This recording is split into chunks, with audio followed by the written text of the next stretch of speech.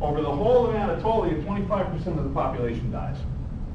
I mean, it's the kind of thing I can say and I can't impress upon you enough. Well, I could actually, if I killed 1 in every 4 of you, that would do it. But you see the point. You see, what's going on here is tremendous destruction. Just to give you a feeling for it, this is Muslim losses. We could go into Christians in questions if you wanted to. But Western Anatolia, the area where the Greek invasion was, the province of Aydin, the province where it was worse in that area, and this is the eastern part of Anatolia, where Armenians, Greek, Turks, Kurds, Russians, and everybody else you can think of are busily killing each other. Look at this territory. Look at this. Eastern Anatolia is big. This is Van that I showed you before. Beatless. But the most interesting one to me is this one. Remember when people told you about how terrible World War I was in France? How it was horrible in the trenches? It was. And that's the percentage of population loss. That's it. Less than 1%. And this is what happened in Turkey.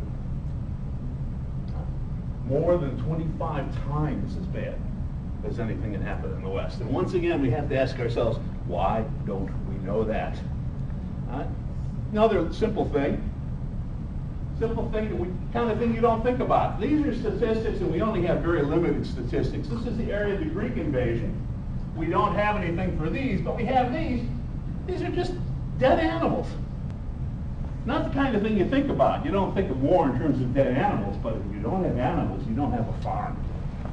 And if you don't have your donkeys, your mules, you don't have your sheep, you don't have those kinds of things. And all these things, when the Greeks left, were deliberately destroyed.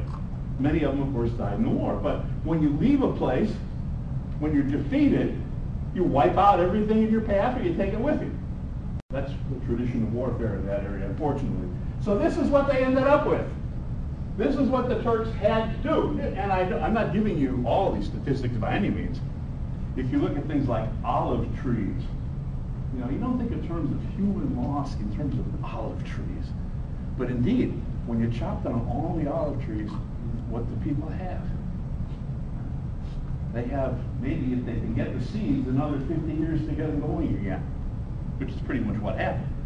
There's an olive oil industry coming back into Turkey after the Second World War. You had to go through all those years in between just to grow the trees. If you look at the world, an amazing thing about Turkey and Mustafa Kemal and what he did is just the simple factor that here's Turkey. And here, partially taken over by Europeans, is Iran, Thailand, Japan, which is a whole separate case, and the interior areas of China. Everything else is taken over by Western Europeans, or Europeans, I should say. Everything. Only those countries, Liberia, northern Yemen, these other territories, and Turkey, only those ones managed to escape. And Turkey escaped, even though it was tremendously desirable, even though, unlike Japan, it wasn't up way away from everybody in the North Pacific Ocean. It's right in the middle of things they managed to hold on. It's astonishing. It's astonishing to look at. And you have to spend a lot of time with Turks, especially you have to spend some time trying to deal with regular old Turkish soldiers, even today, to realize how they could triumph, how they could win, how they could survive. And that's because they're just the toughest guys in the world. The kind of people, you give them a gun and say, "Private, here's your foxhole. Get down in there, I'll be back in 6 months." And he's there. Maybe not alive, but he's still there in 6 months. I mean, he's holding out. They're incredible soldiers, but the whole population was incredible. Mustafa Kemal, once he comes in, because the time is unfortunately very limited, Mustafa Kemal becomes president of Turkey. He becomes president of Turkey, and he puts through policies that are, at the time, almost impossible to believe. He himself is from Salonika, which is today in Greece.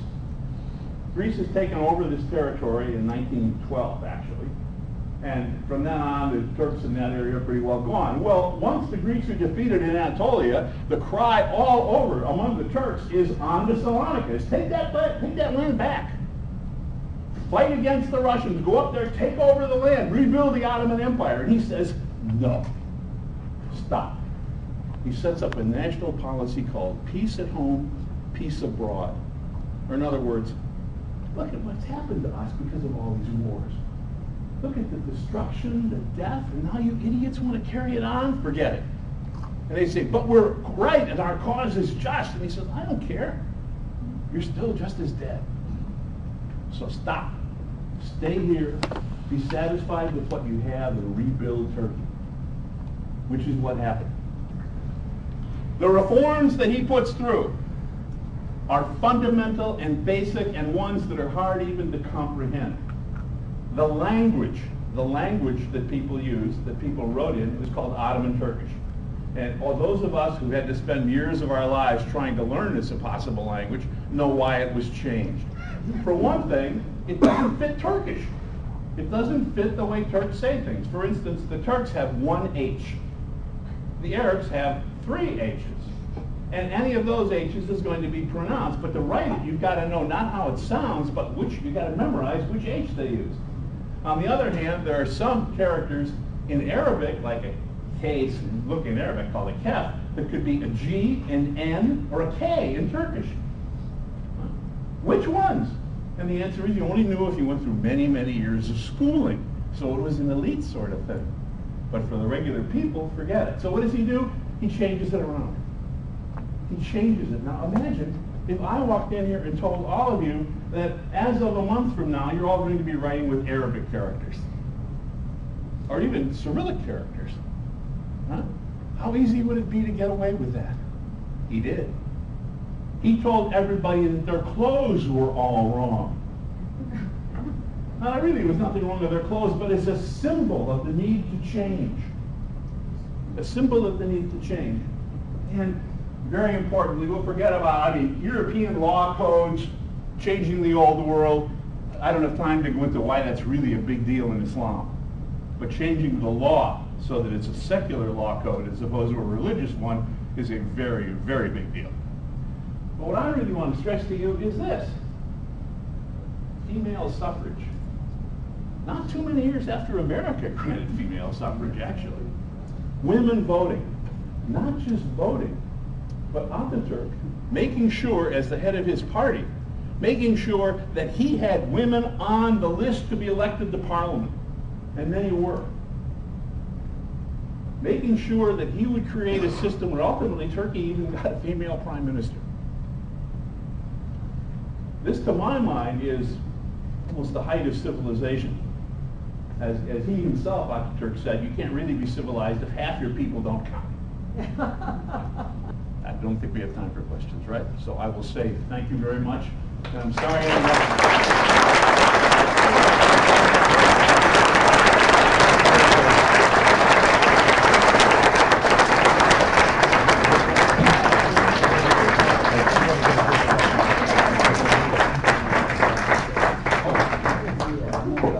Of course, we realize that we cannot put the history of Turkey in 15, 20 minutes. And we're so fortunate that Dr. McCarty is going to be with us for the rest of the day, this afternoon, and we will have a section on the history of Turkey and politics with him. Unless I fall asleep. So,